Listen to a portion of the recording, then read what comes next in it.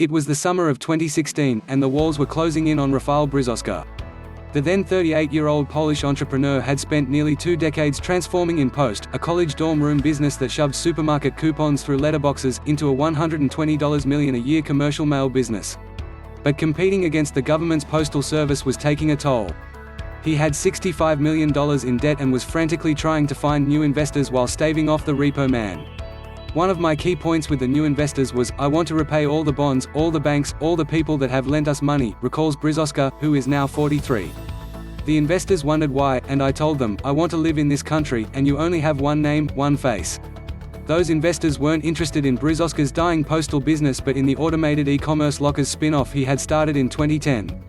Amazon and other online retailers ship packages for pickup to these refrigerator-sized street lockers, which cost around $20,000 to install.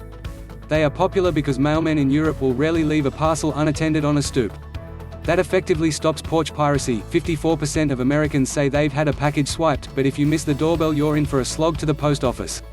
On the brink of bankruptcy, Brzoska moved to shut down the mail business in summer 2016 ahead of talks with his rescuer, Advent International. The Boston-based private equity group took InPost private the following April. The $110 million deal paid off the company's debts and gave Brzoska a further $125 million to nearly double the size of his parcel locker network to 4,400 in a year.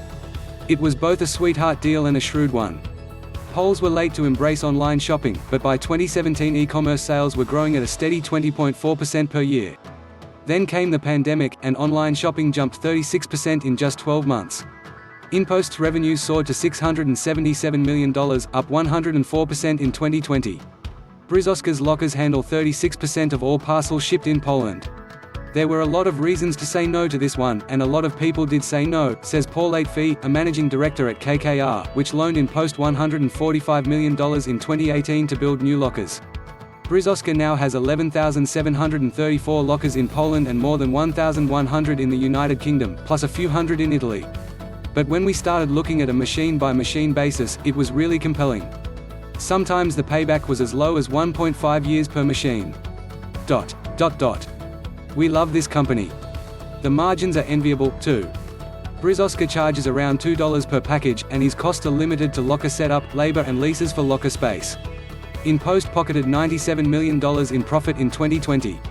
"Our automated parcel machines are doubling revenue year over year," he says. In Poland they're targeting to increase EBITDA margins to more than 50%, says David Kirstens, an analyst with Jefferies International.